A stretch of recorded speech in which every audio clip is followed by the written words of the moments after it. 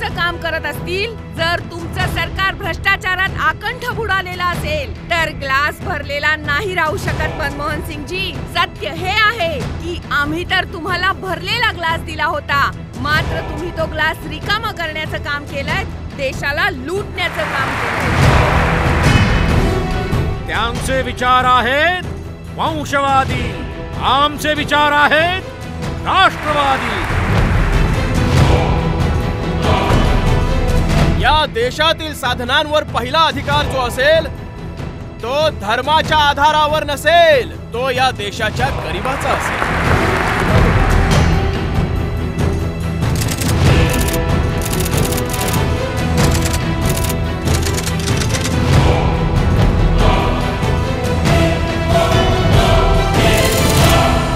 ते नामदार आहे आणि मी कामदार आहे.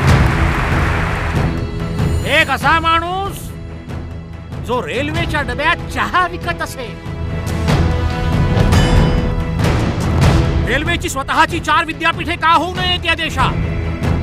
का नाही आपल्या देशात 100 नवी शहरे बनावी? आपण स्वप्न पाहू शकत नाही का पॉवर ऑन डिमांड?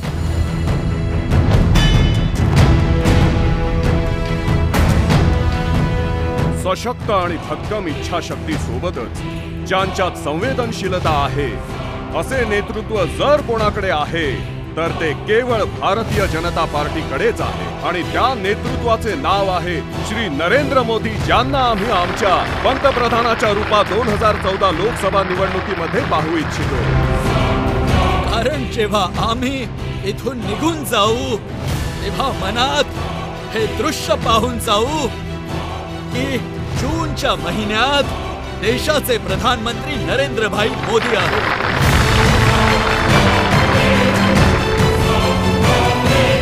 2014च्या निवडणुका ह्या आशा आणि इच्छांच्या निवडणुका आहेत.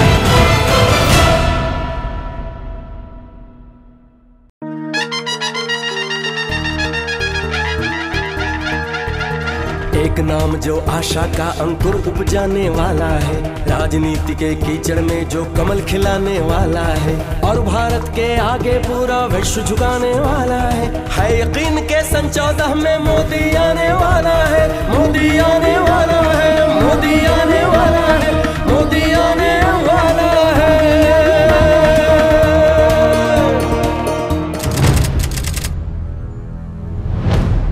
या 2014च्या निवडणुका सर्व प्रकारे वेगळ्या आहेत. याआधी देशाची अशी दुर्दशा कधीच पाहिली नाही. आत्महत्या करणारे शेतकरी, रोजगारासाठी भटकणारा युवक, लाज राखण्यासाठी चिंतित झालेल्या आई बहिणी, महागाईच्या तडाख्याने तडफडणारं उपाशी मूल, अशी दुर्दशा कधीच पाहिली नाही. आणि म्हणून 2014च्या निवडणुका ह्या केवळ सत्ता परिवर्तनाच्या निवडणुका नाहीये. ह्या 2014च्या निवडणुका भारताच्या कोटी कोटी जनतेसाठी आशा आणि इच्छेच्या निवडणुका आहेत.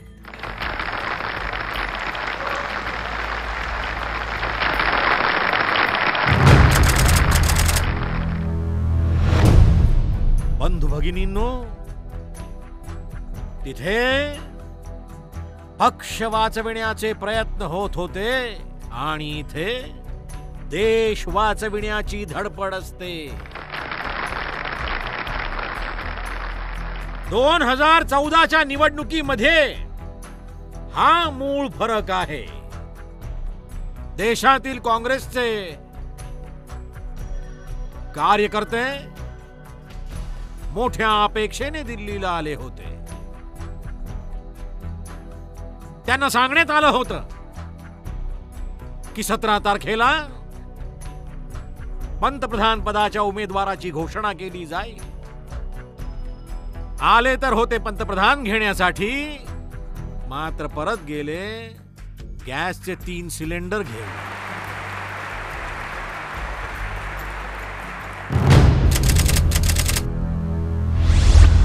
जेव्हा पराभव अगदी निश्चित दिसत असतो, विनाश समोर उभा ठाकलेला असतो, तेव्हा कोणतीही आई आपल्या मुलाचा बळी देण्यासाठी तयार होते का?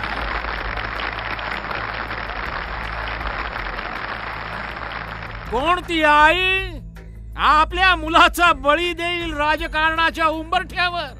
आणि म्हणून एका आईच्या मनाने हाच निर्णय घेतला की नाही, माझ्या मुलाला वाचवा.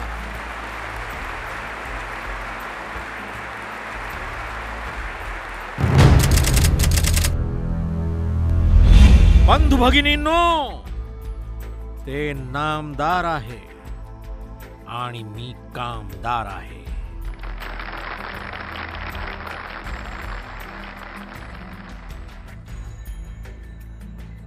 असे मोठे नामदार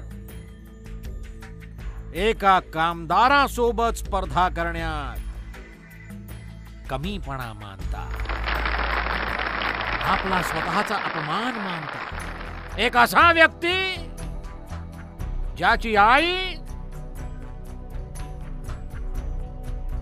शेजार पाजारच्या घरात पाणी भरत असे, भांडी घासत असे. एक असा व्यक्ती जो रेल्वेच्या डब्यात चहा विकत असे. अशा मागास जातीत जन्मलेल्या अशा व्यक्ती सोबत मी लढू?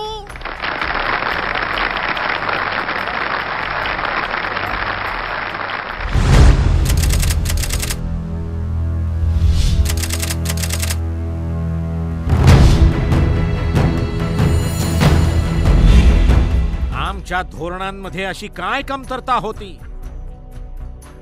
आमच्या कार्यात अशी कोणती त्रुटी राहिली की ज्यामुळे जेव्हा भारताचे चित्र पाहतो तेव्हा भारत मातेचा पश्चिमी भाग तर काही करत आहे असं दिसतं.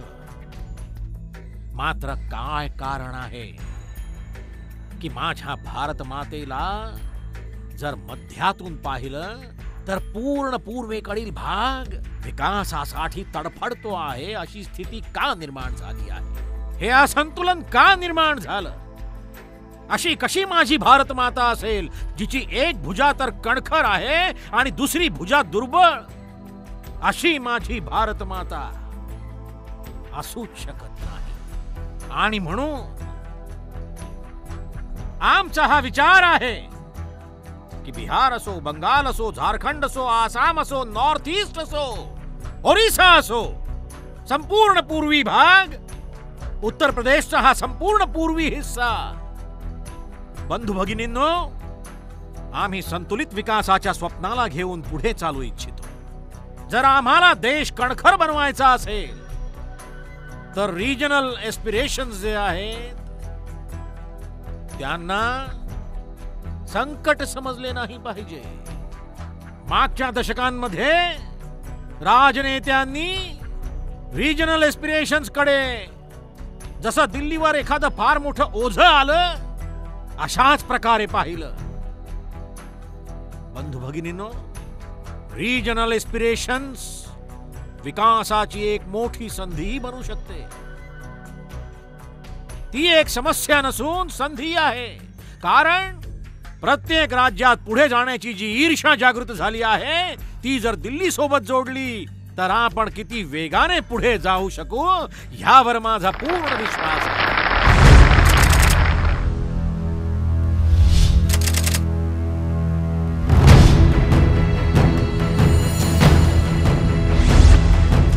देशाच्या समस्यांच्या मुळाशी बॅड गव्हर्नन्स आहे, कुशासन आहे. त्यातून निघायचे असेल तर आपल्याला गुड गव्हर्नन्स वर जोर द्यावा लागेल. आणि बंधू भगिनींनो, गुड गव्हर्नन्स हे काही श्रीमंतांसाठी नसतं.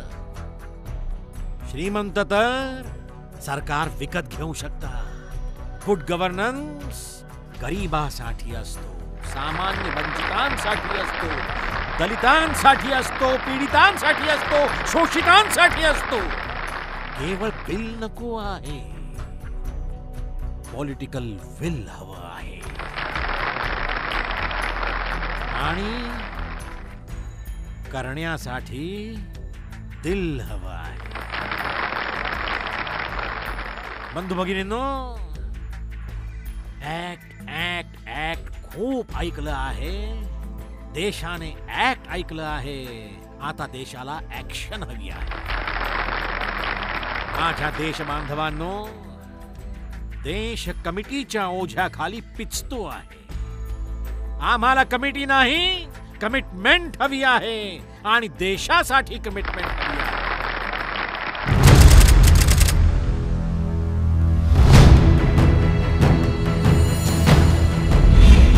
असे काहीतरी आहे ज्यामुळे अस्तित्व मिटत नाही आमचे. असे काय आहे? बंधू भगिनींनो, इंद्रधनुष्याला 7 रंग असतात. त्या इंद्रधनुष्याचे 7 रंग, त्या 7 रंगांबद्दल बोलायचं झालं तर पूर्वीपासून आमच्या भारत मातेला ते चमकवत आले आहे. इंद्रधनुष्याचा पहिला रंग आहे भारताच्या संस्कृतीचा महान ठेवा, आपली कुटुंब संस्था, परिवार व्यवस्था. हजारो वर्षात ह्या परिवार व्यवस्थेने आपल्याला घडवलं आहे, वाचवलं आहे, वाढवलं आहे. त्या परिवार व्यवस्थेला आपण अधिक सुदृढ कसं बनवू शकू? आमची धोरणं, आमच्या योजना, भारताची ही महान व्यवस्था परिवार, तिचे सुदृढीकरण कसे करायचे? दुसरा रंग आहे इंद्रधनुष्याचा आपली शेती, आपली जनावरं, आपलं गाव. आणि म्हणून इच्छा त्यांच्या भल्यासाठी धोरणे बनवण्याची असायला हवी. आणि आपल्या इंद्रधनुष्याचा तिसरा रंग आहे आपल्या भारताची स्त्री, स्त्रियांचे शिक्षण, ह्यावर आपला जोर असायला हवा. आर्थिक सामर्थ्याची धुरा त्या वाहतील, ह्यावर आपण जोर दिला पाहिजे. त्यांच्या सुरक्षिततेवर आपण लक्ष ठेवले पाहिजे. आपल्या इंद्रधनुष्याचा चौथा रंग आहे जल, जमीन, जंगल, जलवायू. जर आपल्याला भारताला येणाऱ्या काळात विकासाच्या शर्यतीत पुढे ठेवायचं असेल तर आपल्याला इंद्रधनुष्याच्या ह्या चौथ्या रंगाचीही देखभाल करावी लागेल, त्याला सुरक्षित करावं लागेल, त्याला आधुनिक तंत्रज्ञान वापरून अधिक सशक्त बनवावं लागेल. ह्याचा 5वा रंग आहे जो आज सगळ्यात महत्वपूर्ण आहे, तो म्हणजे आपलं युवा धन, आपली युवा शक्ती. आपण किती भाग्यवान आहोत की आज हिंदुस्तान जगातील सगळ्यात तरुण देश आहे.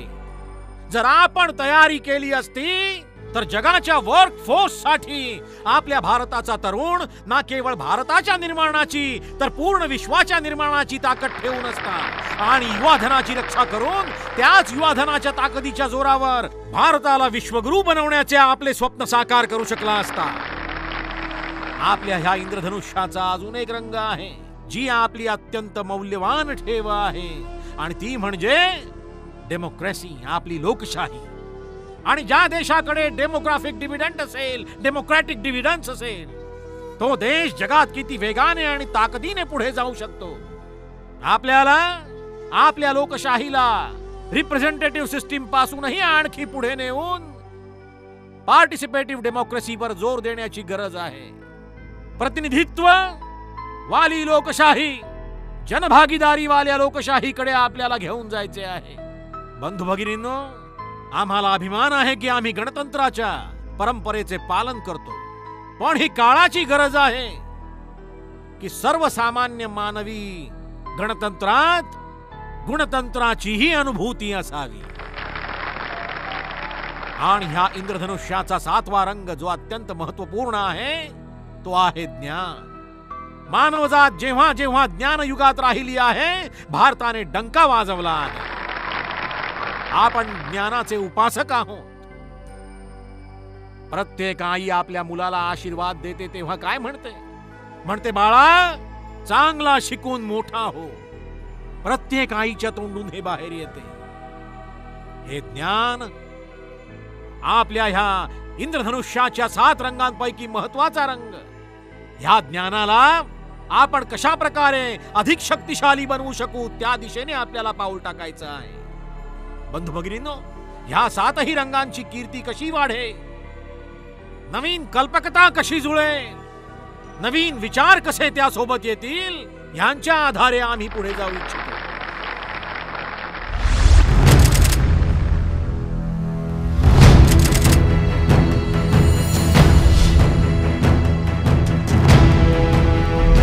त्यांच्या दृष्टीने भारत मधमाशांचं पोळं आहे.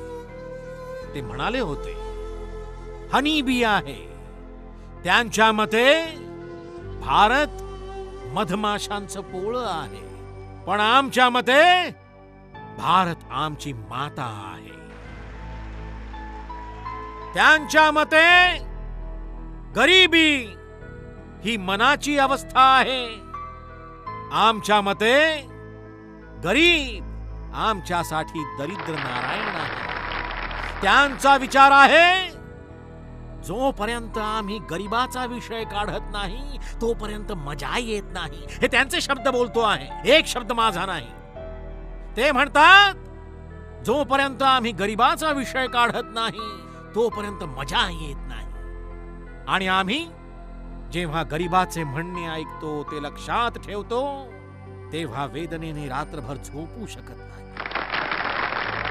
त्यांना मजा येत नाही, आम्हाला झोप येत नाही. हा 2 विचारांमधला फरक आहे. त्यांचा विचार आहे पैसे झाडाला नाही लागत, आणि आमचा विचार आहे पैसे शेती आणि मळ्यातून उगवतात आणि मजुरांच्या घामाने वाढीस लागतात. हा आमचा विचार आहे. त्यांचा विचार आहे समाज तोडा, राज्य करा. आमचा विचार आहे समाज जोडा, विकास करा. हा फरक आहे. त्यांचा विचार आहे वंशवाद, आमचा विचार आहे राष्ट्रवाद.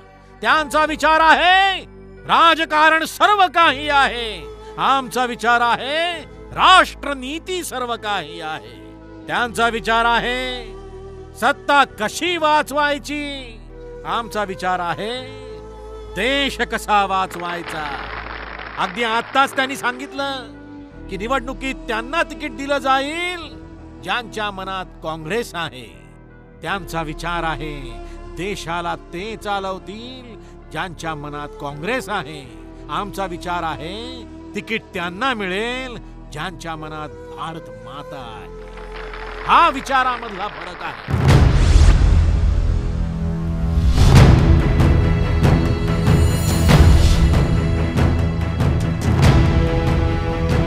मी आज भारतीय जनता पक्षाच्या पवित्र मंचावरून माझ्या देशवासियांना प्रार्थना करतो, तुम्ही 60 वर्ष शासकांना दिली, 60 महिने एका सेवकाला द्या. 60 महिने एका सेवकाला देऊन पहा. देशाला शासकाची नाही, सेवकाची आवश्यकता आहे.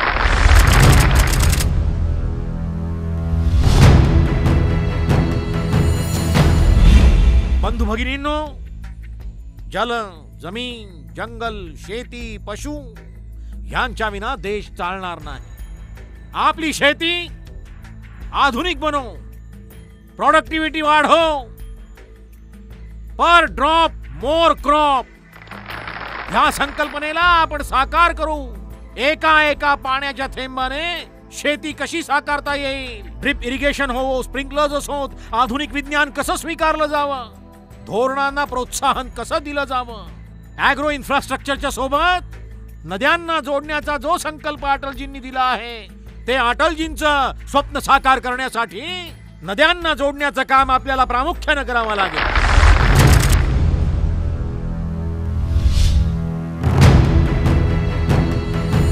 त्याच प्रकारे वीज कसा देश आहे. 20,000 मेगावॉट विजेचे कारखाने बंद पडले आहेत, फ्यूल नाहीये. कोळशाच्या खाणी बंद पडल्या आहेत. आपण स्वप्न पाहू शकत नाही काय पॉवर ऑन डिमांड? जर राज्याने इनिशिएटिव्ह घेतला, केंद्राने मदत केली, तर 24 तासात वीज प्रत्येक घरात पोहोचवता येऊ शकते. सामान्य माणसाच्या आयुष्यात बदल घडवून आणता येऊ शकतो. ही काळाची गरज नाहीये का की आपण ब्रँड इंडियावर जोर द्यावा? आणि जेव्हा मी ब्रँड इंडिया विषयी बोलतो तेव्हा मी 5T विषयी बोलतो. Talent, tradition, tourism, trade, technology. हे 5T असे आहे ज्यांच्या भरवशावर आपण ब्रँड इंडिया घेऊन विश्व ही एक बाजारपेठ बनवण्याची ताकद उभी करू शकतो. मित्रांनो, भारत उत्पादन करेल, विश्व खरेदी करेल, मात्र ह्यासाठी आपल्याला टेक्नॉलॉजी मध्ये अपग्रेडेशन करावं लागेल. आपल्या टॅलेंटचा भरपूर उपयोग करावा लागेल. आपल्या ट्रेडिशनची जगाला ओळख करून द्यावी लागेल. टुरिझम मध्ये खूप शक्ती असते. बंधू भगिनींनो, terrorism divides, tourism unites. Terrorism तोड़ता है, टूरिज्म जोड़ता है.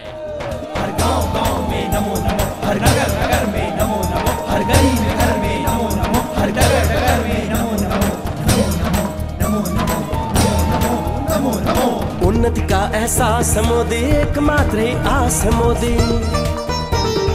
उन्नति का एहसास मोदी, एकमात्र ही आस मोदी. जन जन की आवाज है मोदी, जन जन की आवाज है मोदी. भारत का विश्वास है मोदी. उन्नति का एहसास है मोदी, मात्र एक ही आस है मोदी. सूखे गालों पर अबीर की रंगत लाने वाला है मोदी. आने वाला है मोदी, आने वाला है. एक नाम जो आशा का अंकुर उपजाने वाला है. राजनीति के कीचड़ में जो कमल खिलाने वाला है. और भारत के आगे पूरा विश्व झुकाने वाला है यकीन के सन 14 में मोदी आने वाला है.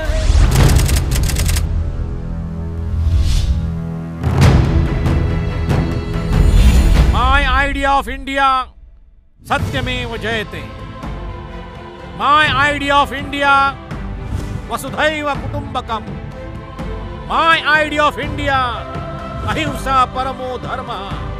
My idea of India, आनो भद्राम कृतवो यन्तु विश्वतः.